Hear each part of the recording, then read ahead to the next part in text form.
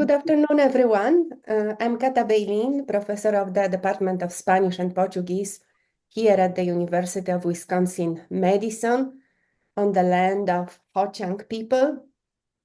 And I would like to, in the name of interdepartmental faculty group, invite you today to the 5th lecture of our Maya Living Legacy lecture series by Dr. Alejandra García Quintanilla.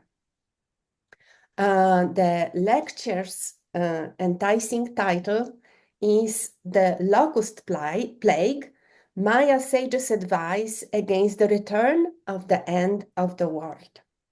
Before I say a few words about Dr. García Quintanilla, I would like to thank our sponsors, which are many: Latin American, Caribbean, and Iberian Studies Program, Holt Center for Science and Technology Studies, Department of Plants and Agrosystem Sciences, Department of Educational Policy Studies, Language Sciences, Spanish and Portuguese, and also the Center for History and Environment. Without you, the series would not be possible, so thanks to everyone who contributed to our project. Before I started reading work written by Alejandra García Quintanilla, I have heard about her from various Mayan activists and also from lawyers who are assisting Mayan people in the struggle for their territory. And I took a note of the warmth with which her name was evoked by everyone, everyone mentioning that she was one of the not that many academics who generously put their work in support of Mayan interests. And during the first lecture by Alejandra that I heard at the Centro Peninsular en Humanidades y Ciencias Sociales in Mérida, I also noticed that she very humbly attributed all she knew to her Mayan collaborators. Maybe not all she knew, but the most important things that I know, she said, I owe them to my Mayan collaborators. So then afterwards, when I started reading her works, it all made sense, because her works are exceptional in the sense that she always tries to bring Mayan perspective in all her analysis, and she specializes in analyzing Mayan culture, thought, literature, ontology, aesthetics, also history, in relationship to nature, always making sure that Mayan perspective and Mayan vision is part of her analysis. So after more than 40 years of work, and there are very few people who know so much about Mayan social history, and I'm sure that we'll learn something of that today. So without further ado, I would like to pass the word to Dr. García Quintanilla. Thank you very much, Dr. Beilin Cata, my good friend. Your introduction was very, very generous. I hope the expectations that she is rising will be fulfilled. Well, today, and it is true what she says, what I've learned, what I know is because my Maya students, I have taught many courses in communities to Maya persons. So I have to say that they are the ones who have taught me. Sometimes I read the dictionary and I go and try to explain things according to the dictionaries, and they explain to me something different. So I always learn from them, and sometimes it's difficult, but they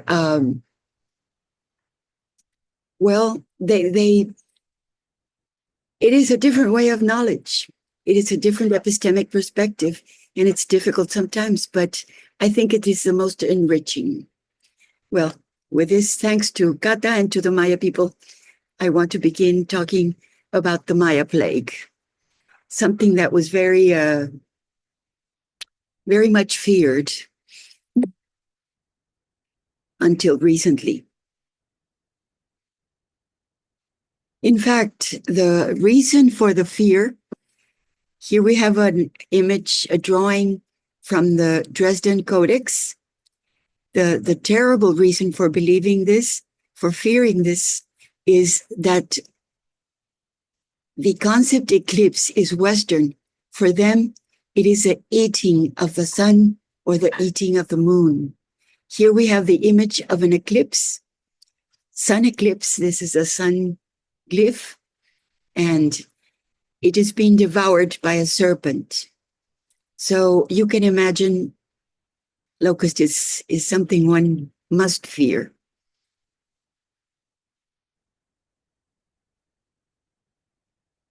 Other cultures have also feared locust very much.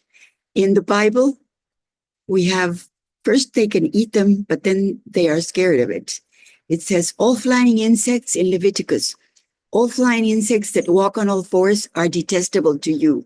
But you can eat some of these, namely those that have jointed legs for hopping on the ground. That is, all locusts, catidis, crickets, grasshoppers, but all the other flying insects that have 4 legs, you are to detest. Also, the Quran has many places where it speaks about the locust plague. It says, it has been narrated on the authority of Abdullah bin Omar that the messenger of Allah saw 2 kinds of dead meat have been permitted to us, fish and locusts. Therefore, locusts and grasshoppers are permissible to eat. So it's a well-known, well-established plague. And, well, we have the 8th plague of Egypt, where Yahweh, God, weaponized locust so that the Pharaoh would let the Jewish people live. And also in the Bible, it is important to notice that the 5th trumpet of the apocalypse announces locusts. This is the Western tradition. Well, also the way they drew them, the way they represented locusts. This is a Christian codex from 1220, I'm sorry. That is the 13th century. And here we have what they call the angel of the abyss and the infernal locusts. They represented locusts more like lions, and their tail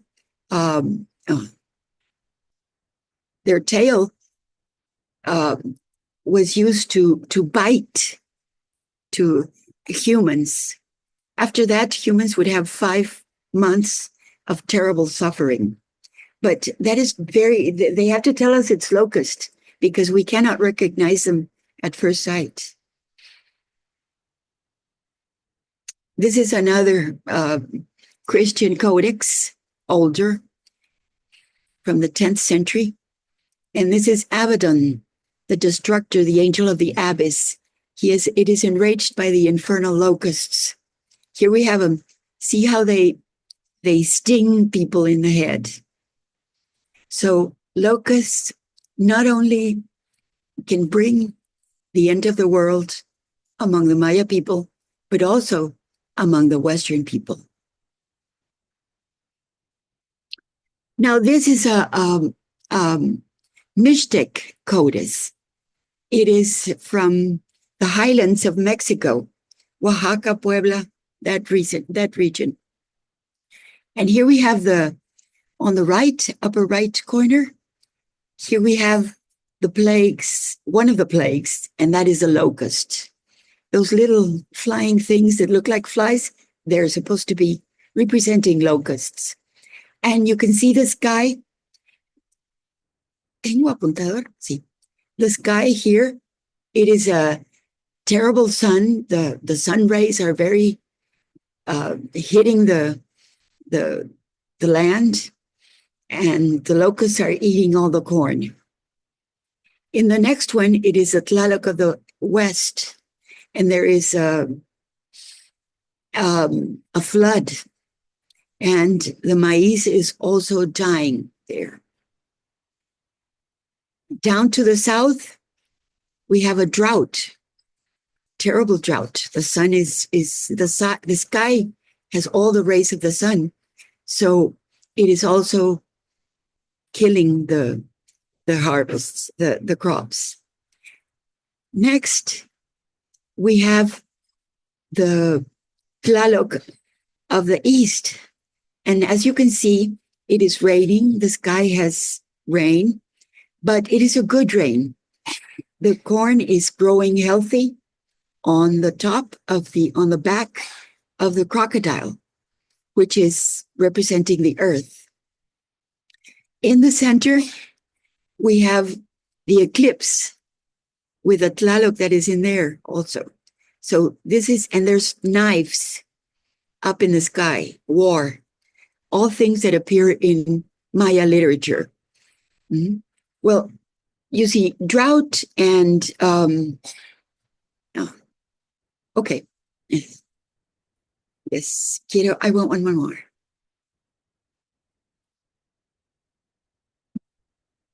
Well, I don't know what I did with it. ¿Cómo regreso aquí?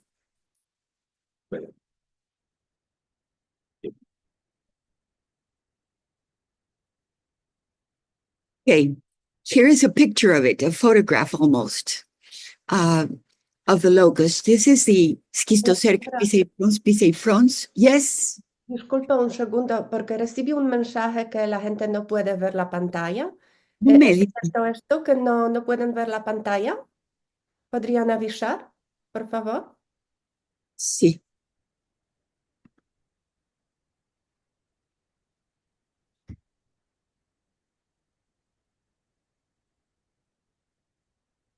Sí, todo está bien, disculpa. Creo que fue una persona que tenía problema. Siga, por favor. Can you see it?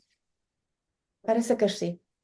I think most people can see. Just one person had problems. Okay. So here is a picture of the locust. There. Oh, one more. There. There she is.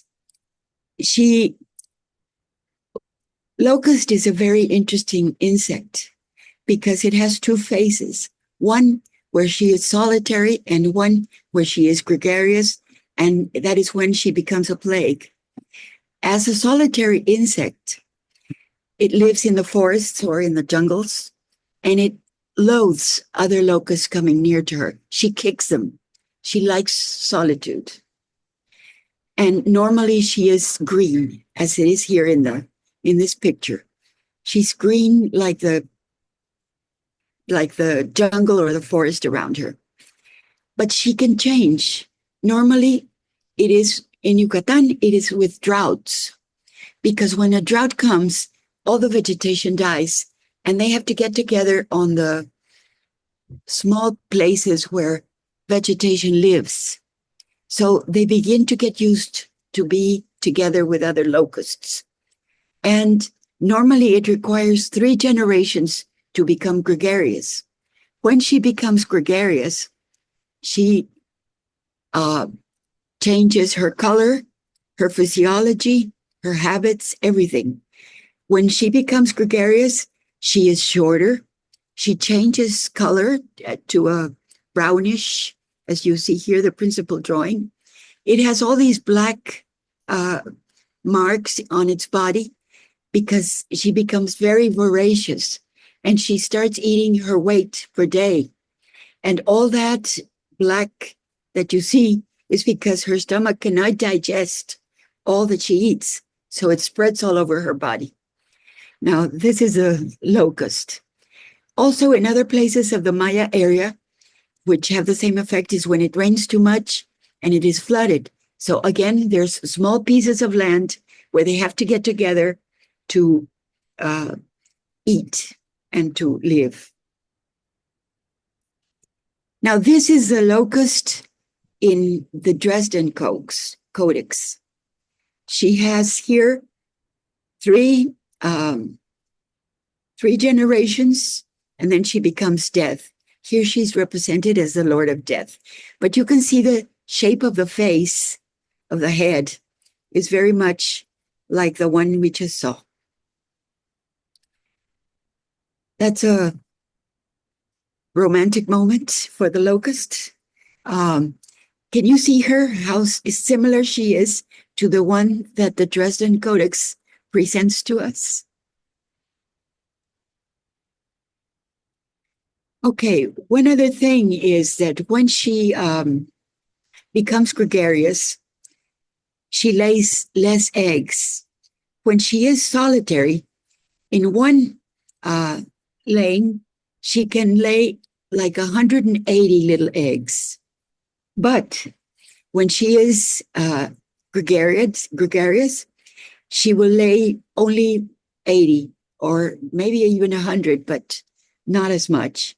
And what she does is she enlarges her body, and with that, she makes a hole in the ground and deposits her eggs.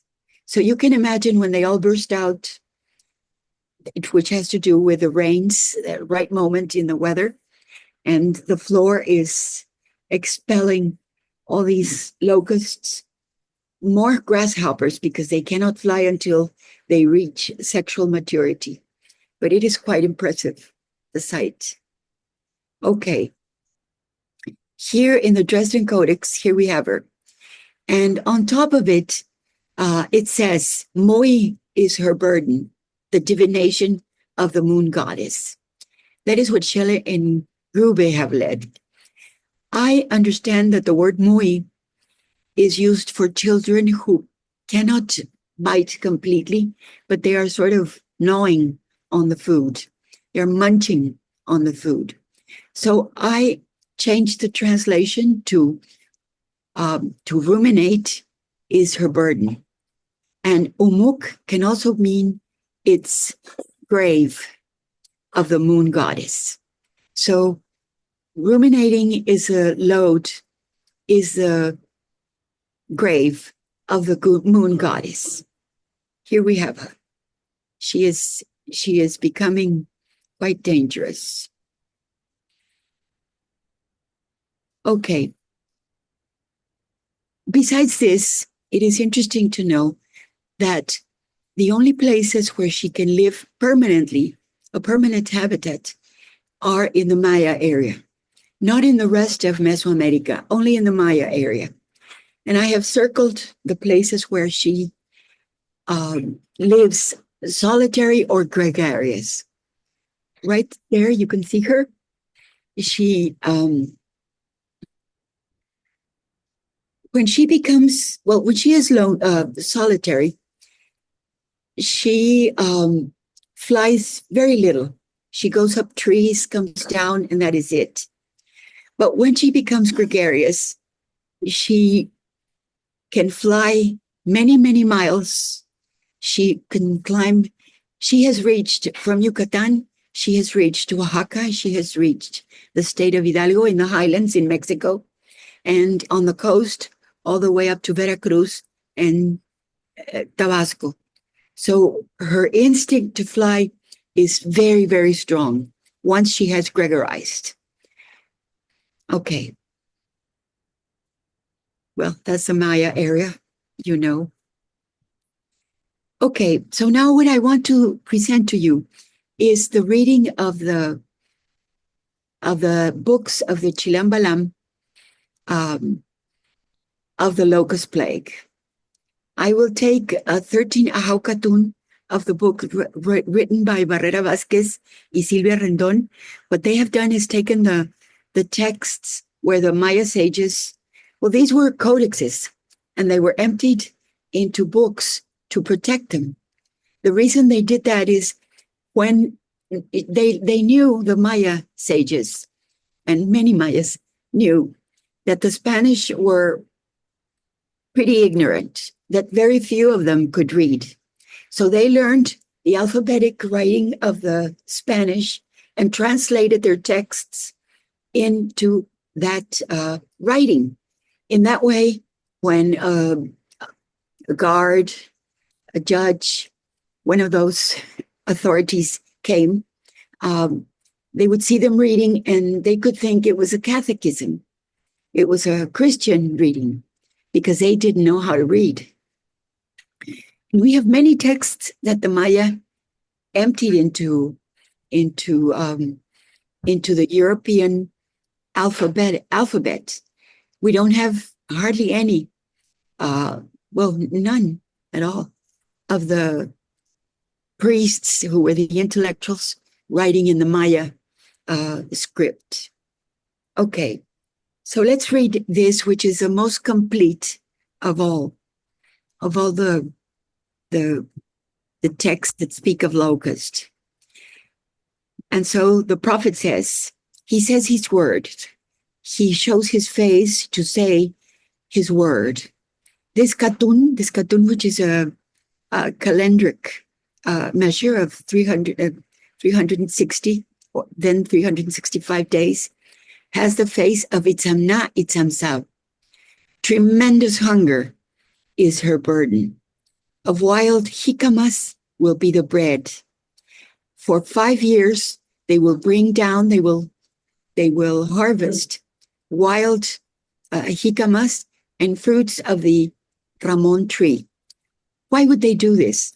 Because when the locust ate all the cornfields, all the milpas, what they would do is the little maize they had been able to save, they would grind it with a jicama or with the fruit of the Ramon, Brosimium alicastrum, to expand the dough, the maize dough.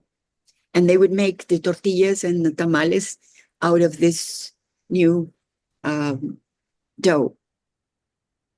Okay, so that is like the crisis food, the jicama and the Ramon. The jicamas, because they grow under the ground, they are tubers. So if they're under the ground, the locust cannot eat them. Silvia Terán, who is a very important intellectual studying the milpa, says that it was amazing to see how much they devoted to planting yams and other roots, other tubers, because it's only a dessert. But the reason is they are always prepared for a crisis, because jicamas and other tubers that grow under the ground are an insurance for bad times. Okay, next, the prophet says, years of locust will come, bread of locust and water of locust.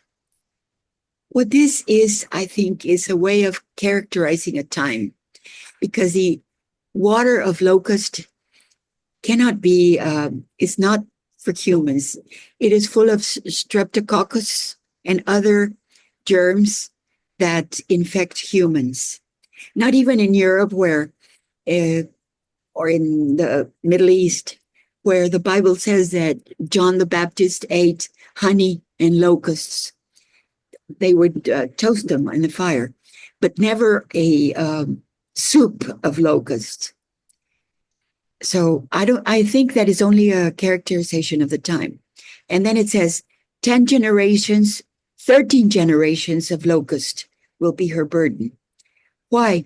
Because there are 2 generations per year. And she has said that for 5 years, a little up there, says 5 years, it will be the crisis. And it is for 5 years, it is 10 generations. But we must add the generations that it requires to become completely gregorized. So it is 10 and then 13 of locust will have its burden. This is very important because we have generally, we academics, non-Mayas, try to understand the esoteric, the metaphysical meanings of these numbers. And I don't know if they have it. Maybe they do. But also what it is a very precise understanding of the cycles of locust. So here we can see that they knew them very well. Let me see. Next it says, but there will be respect for its bread and its water. They will hold the fan in their hands, the bouquet of the celestials, the lords of the land. Yashal Chak is the carrier of this katun in the sky, in the stars. Okay. If locusts begin to gregorize because of a drought or because of a flood, but then if weather conditions change, the process will stop. And then there will be respect for its bread and its water. But if it continues, it will become a plague, a fearful plague. And then there is another prophecy. Just this little piece I want to share with you, because it says, years will come of locust, fierce years of pretended rains, rains of strings, thin, scarce rains. So they knew that drought would bring locust. This is a proof. Okay, so if the plague continues, the sages would said, and then Ishmachupeni will come, the one who will eat the sun and eat the moon. Very heavy is the burden of the Katun. Let's see what Ishmachupeni. Who is Ishmachupeni? Okay, Ish is a particle of feminization that in the Maya language are used to point female. Ma is a negative, is a no. And Chupeni, trap. So Ishma Chupeni is the one who cannot be trapped. And it's a female. She cannot be trapped. And it seems to me that that is an interesting name for locust. You see, when they fight the plague, they have to go out in the night around 3 o'clock in the morning, because locust as an insect cannot regulate its temperature. So when it's too cold or too hot, they get paralyzed. And that is the only way to kill them, because they come out in the middle of the night, and with axes and everything, they stomp them on the floor, and then they throw them into trenches to burn them, because they can produce disease. So Ishmachupeni, that is the only way to combat locust. And they have known it very well. I studied a plague in late 19th century, and when the government said, you must come out for a campaign to kill the locust, the people had been doing it for 2 or 3 weeks before, because that is a knowledge that the people have, the Maya people.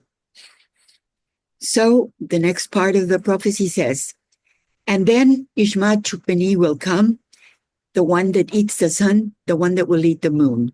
Very heavy is the burden of this Katun. So Ishmachupeni is the one that will eat the sun and eat the moon. If we translate this as an eclipse, we are bringing a Western concept. It is a different epistemic perspective. It is a different way of learning about the world, of understanding it. So we must conserve, we must keep the way they say it. They'll eat the moon, they'll eat the sun. Because when there is an eclipse, that is when they are totally covered, when we cannot see them, they were eaten by the locust or by some ants or other terrible insects. But when there is a plague, it is a possibility. Only in the Maya logic exists. So we have to understand their concepts to see what they are really confronted with. And well, it's terrible to be dark. It's as if, in the Chilambalam, in the Popol Vuh, at the beginning of the creation, it is dark. And the first dawn cannot come until humans are existing. So this is a pre-human time that the locust can bring. And the humans were created 4 times, but 3 of them lost their humanity because they did not respect what the creators wanted from them. It was until the humans of Maiz that this was okay. And that is a creation that we are still living in. But if humans do not, for example, respect nature or, well, other requirements, the world again will go back and we will lose our humanity. Okay, let's see the next. So Ishma Chukwini will come. She will eat the sun, she will eat the moon. Very heavy is the burden of this Katun. Because of her voracity, a plague of locust, regorized at 100%, will eat its weight per day, 1.5 grams, more or less. Heavy swarms, giant swarms, could darken the sky for 2 or 3 hours, some 20 kilometers of sky. It would be like night. They would land on the trees, and the trees would break with the weight of the locusts. They would cover the crops, the plots, even at a 150 locusts per square meter, and there can be more. But for 150 locusts per square meter,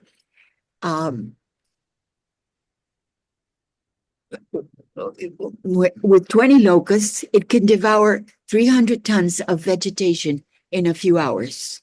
So you can imagine that. Additionally, when it's flying, it is digesting. So it is like raining shit, literally, because of the locust. And it is terrible because it will contaminate the water in the cenotes, in the wells, everywhere. So people are totally in danger. Even what I read of this locust of this plague in the 19th century is they would eat the roofs of the Maya houses. They would eat the roofs, and they would go into the houses and nibble on their clothing. So everything was terrible. All they would have for eating were the tubers, which were underground, but everything was in danger.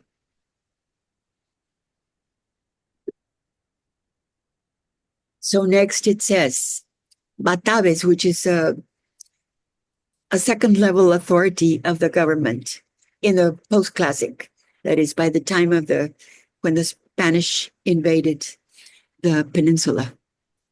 Okay, Bataves, impotent and lost.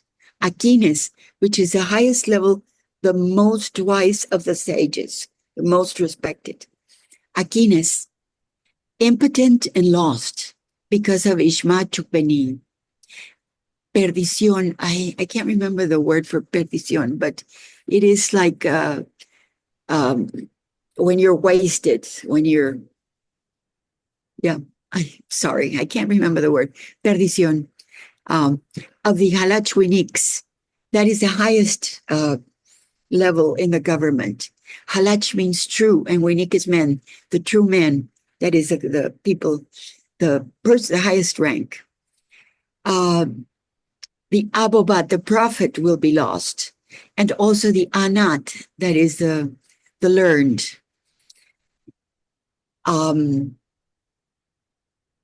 Drunkenness of the Abobat and of the Akin because of Ish Sivan Yol Nikte.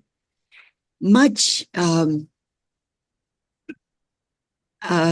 desvarío, much will be in disorder because of the lust and adultery that begins with the Batabs. corrupted when the kingdom of Abacocol, the one of bones, that wants devotion and reverence only for him, when they despise the Halachuiniks in the towns, in the monte, in the jungle, and on the rocks, those who engender lustful and perverse, despising their elders, those that forget their creator, the sons of Abacocol. But it will not be complete, the bread of this Katun, because its men or its persons will be under a Bolonyokte, the list of the mat of 2 days, those without mother, without father, those engendered from crazy, lustful cheaters. Okay, now let's see these names. A Bolon Yokte. A is sir. Bolon means 9, and Yokte is a very interesting word because it's yok, leg, and te, tree or wood. So it is the one with a wooden leg, the 9 wooden leg. In the Popol Vuh, it explains that the first creation, we don't know what they made them of, were the animals, the big animals. And they thought that the big animals would be the humans. But the humans, but these animals could not call the names of their lords. They could not make offers because they didn't have hands. They had legs. They had they couldn't do things to offer the gods. And so the creator said, well, they're okay, but they can't be human. So your punishment is that when humans appear, they will be authorized to kill you for food. So those are, again, these men of wood, these men with a wood of leg. Oh God, well, is coming. Also, those of the mat of 2 days. The mat was like the throne for the European kings. The mat is the symbol of royalty. And so the mat of 2 days means they are Arabist. They are not legitimate, those authorities. And then it says, those without mother, without a father. And the word for noble in Maya is al-mehen, where al means son of mother and mehen, son of father. So these don't have a mother and don't have a father. Those that were engendered by crazy, lustful, enredadores y embaucadores, liars. So we have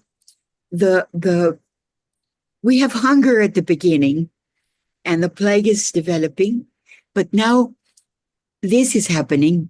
All this, the government is complete in disarray. And today, the specialists on famine, those who have worked on famines in Africa and in Asia, say that abnormally high mortality may be the hallmark of famine, but societal breakdown is its essence. And that is what we saw. That is what the sages told us. Even in Africa, famine is associated with war and conflict more than with nature. Cox calls the crisis starvation, social disruption, and disease are the triad of famine. All can be and usually are exceptional in scope, but of the three, only social disruption is distinctive. Social disintegration usually accompanies the downward slide into famine conditions. And they say even if help comes from abroad, even if food is brought from abroad, if the people cannot organize themselves, if they don't trust their government, if the government is authoritarian, much will be lost, and hunger cannot be stopped. Now we are going to the end of it. Devoured will be the face of the moon, and the jaguar will talk. The que venado, the deer, will receive the blow of wood, crying, and will give its pay to the world with sudden deaths. The load, the burden of deaths, of sudden deaths, of sudden and violent deaths, when the tremendous hunger comes. This is what, this is the burden of the 13 Katun. And that is how the Akin Chilambalam from the east said it. And this is a Katun that ends in 1824. So this is also very important because it means that down in 1824, in plain 19th century, practically in the Mexican country, the Maya sages still had their knowledge and could still work with the calendars. It is a very a great ability to have done that in secrecy and with menace of being hanged or burned or whipped. Okay, so what do we have now? It is dark because Ishma Chupeni has eaten the sun.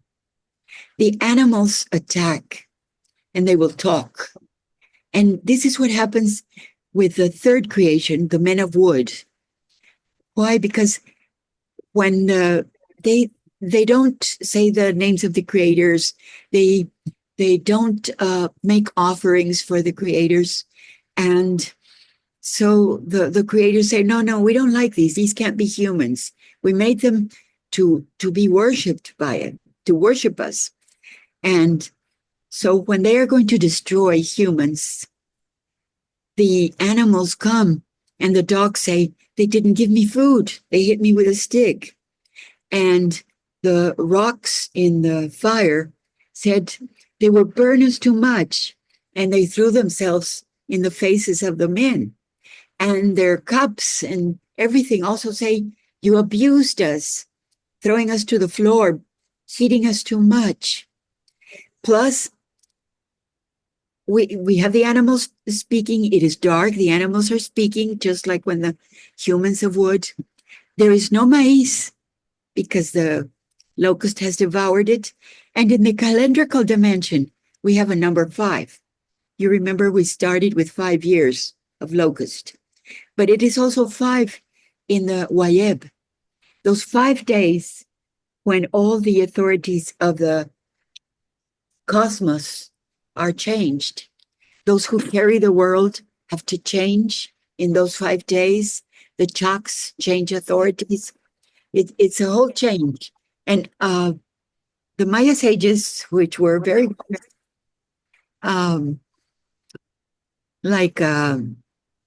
well, they could have taught something to Gramsci. Well, what they say is that is a moment of transition of power. And in those moments, every political system is very vulnerable. So we have all the conditions that occurred with the wooden Manichees. Their humanity was lost.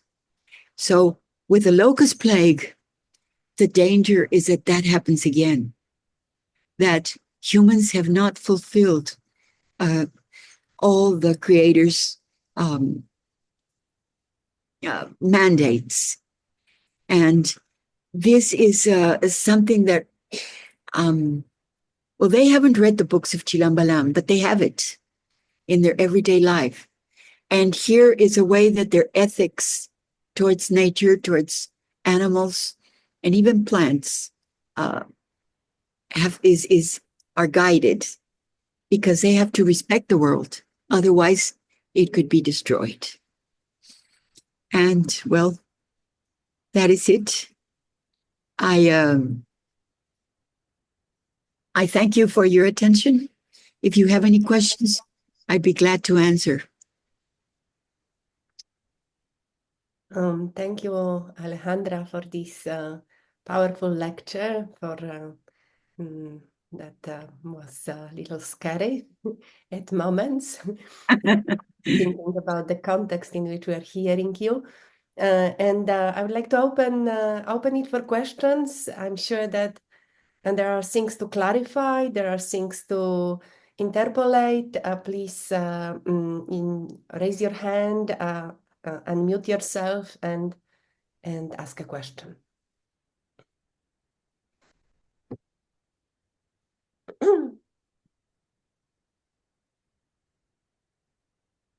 As people are thinking about their questions, I remember your article about the Locust Plague, in which you describe a context where the colonial dynamics victimized Mayas, took advantage of a plague to suppress them and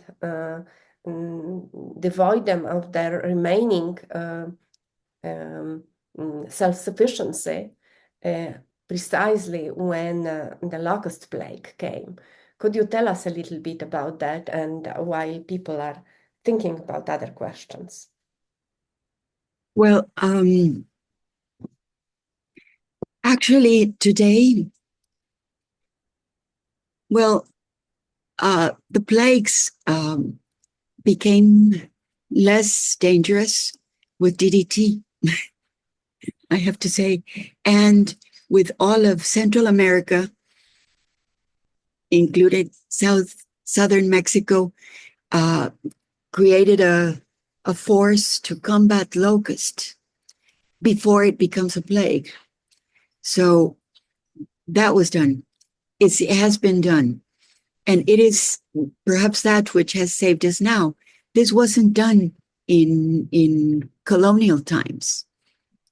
People depended on their milpa. In fact, in the late 19th century, when henequen began to be cultivated and sold to the international market, that created an ideal breeding floor for the locust because it likes small grass. It has a temperature and everything for it to breed. And when the plagues came, the one that I study in the first decade of the henequen boom, when the plague came, the milperos, the Maya peasants, would go out at midnight and kill the locusts and burn them in trenches all around.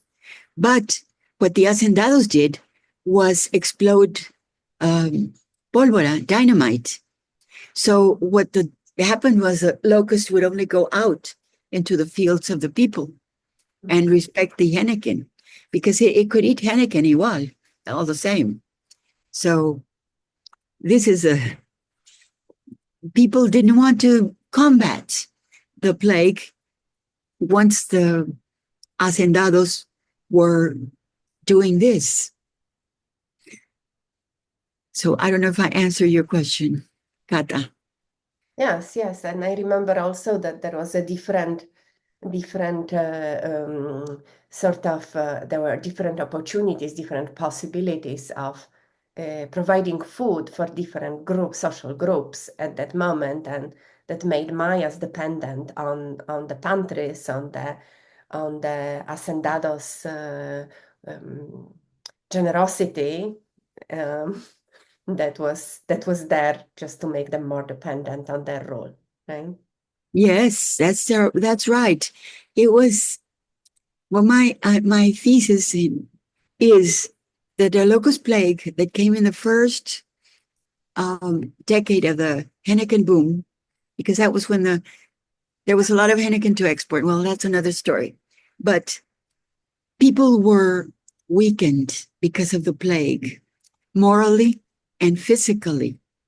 And they went to the haciendas, as they probably did for many years, go when there was a a crisis and then go back to their plots.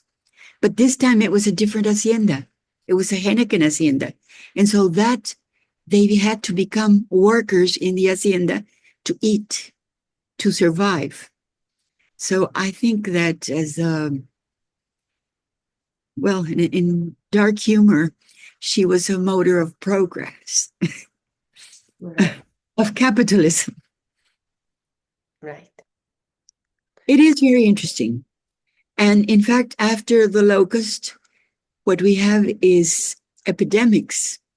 We have pellagra, which is lack of protein disease. It's called the illness of the 4Ds, which is dementia. Well, first dermatitis, because you get lesions symmetrically, especially in the neck where you are exposed to the sun. So it's dermatitis, dementia. People just lose it with pellagra. Then it is death, which, it's the 3Ds, dermatitis, dementia, and death, not the 4Ds. So it is a pretty, there's still memory of pellagra, although we don't have it now. At least, well, not as a social problem. Right.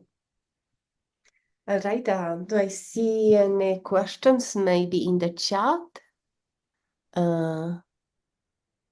No, I don't see. You can also type your question in the chat, but I would encourage especially students to just open their mic and ask their question publicly. Well, I think it's not that there's not a doubt, it's that everything is a doubt. Yeah. So I'm still waiting. I'm still waiting for questions, but I have one more question. So your lecture was about prophecies. Prophecies are a very important part of my way of thinking about time, about the possibility to control time, to foresee the future. And there are different opinions about the social effects of this prophecy-focused thinking. And I hear often that this makes Maya culture fatalistic and passive. And I wonder how you think about it. Because in the title of your lecture, you said the warning of Maya sages against the return of the world. It is a warning. And thank you for the question. I think that's very important. In fact, I don't like the word prophecy because that word comes from the Judeo-Christian tradition. It is God giving the message, and it happens only once because it is a lineal time. So when the apocalypse has been prophetized, when it happens, it won't happen anymore. But things are in a linear time, and they're a revelation, and that's how it's happened. With the Maya sages, what they do is they write what happens in their time. And when again a plague of locust occurs, they write what is happening, what happened before, what was going on. So now they can look out to see if the conditions are being fulfilled for a locust plague. If there's drought, if all those requirements for locust. And it is more like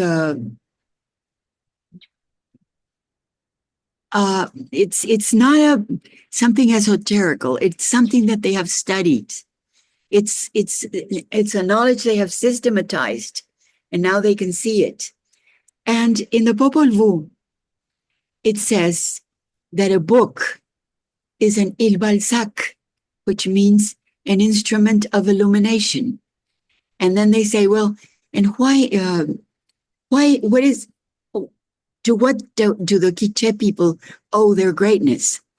And the Popol Vuh answers, they owe their greatness, one, to the piety of their governors, but also to their books, because they open their books and they can see if there might be locust, if there might be war, if anything is going to happen, and they take precautions.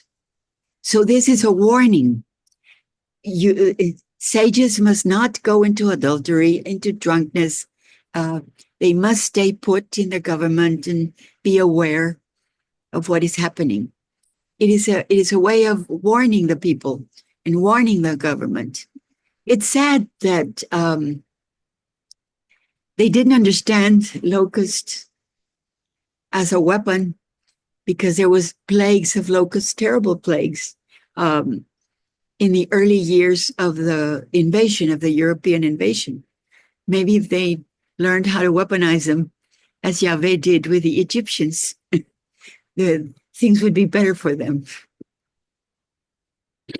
So I think we have exaggerated the idea of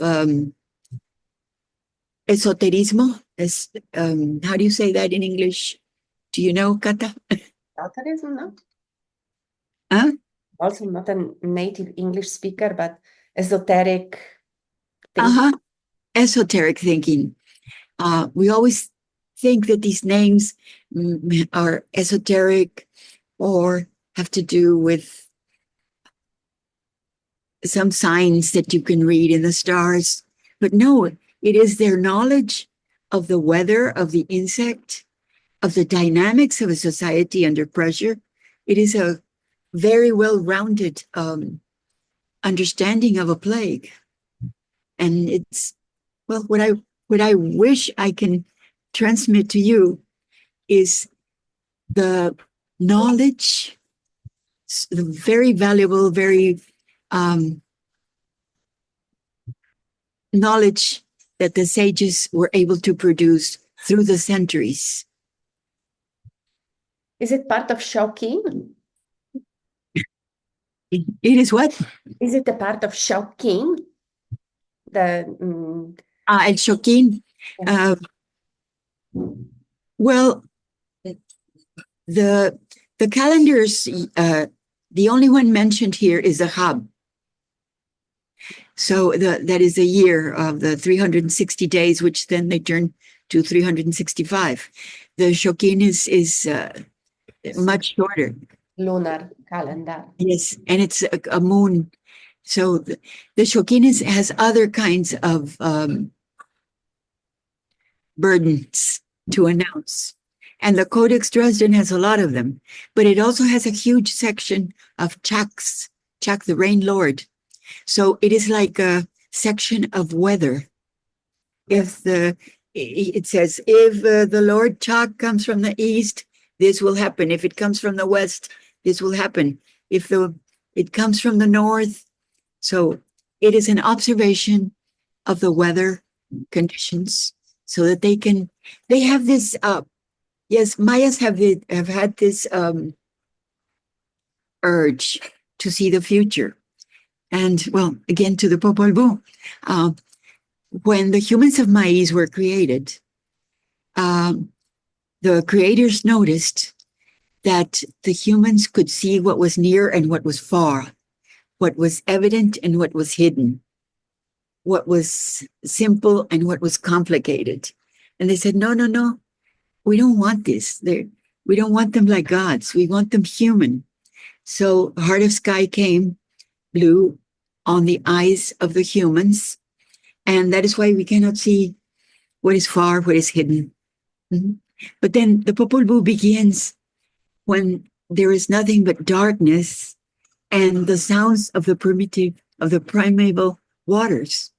So this book is showing us what happened at the beginning of creation. And it also shows us the future. So a book makes us like the gods, is what we can think. They were very obsessed with their books, very respectful of knowledge and books. And I think that's all I can say. Well, thank you very much. I hope, yes. Yeah, I'm just wondering if any of the students are going to raise their hand, unmute their mic, and ask a question? Or is everybody shy?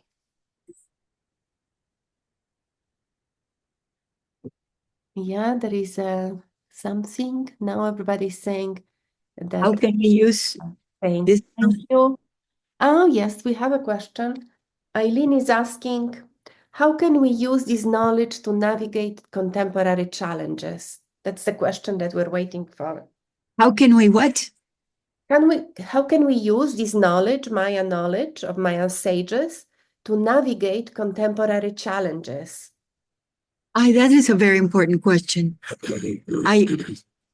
I think that if we could really, really understand, our knowledge would be greatly enriched, our understanding of the world, of the weather. For example, the weather. A very good friend of mine and of Kata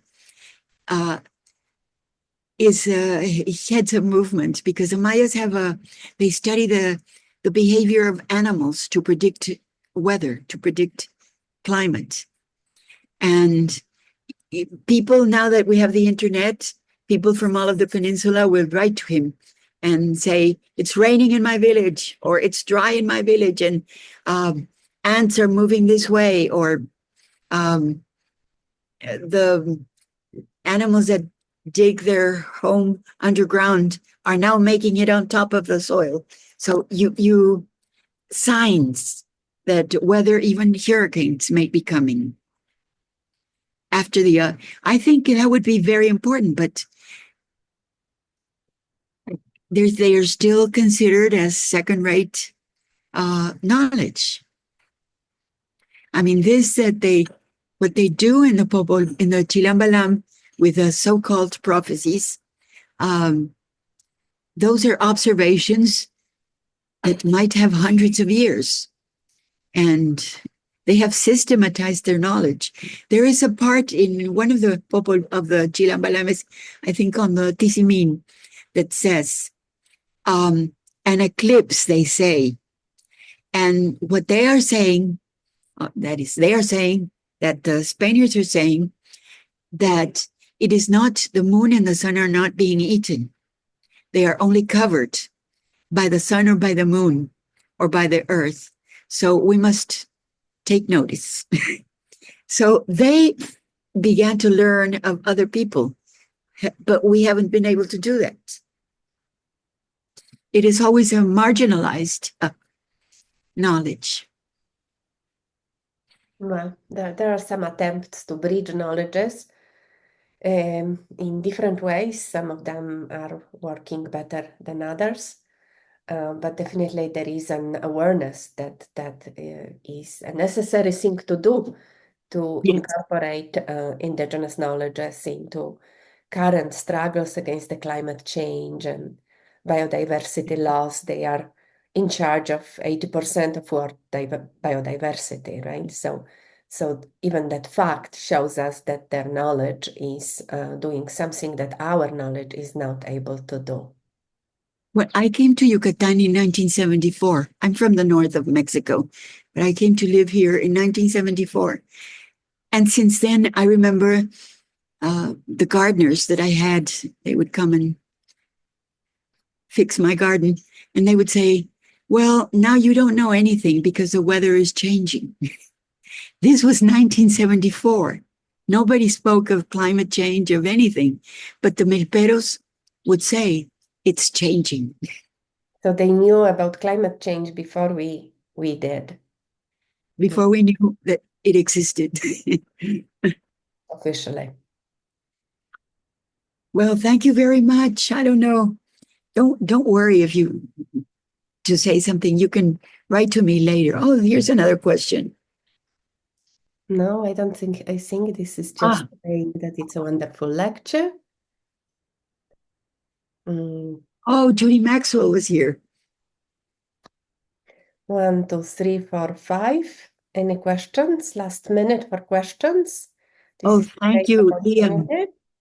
If not, then I'm going to ask for applause for Alejandra, and I will see everyone who is my student here next week. Thank you.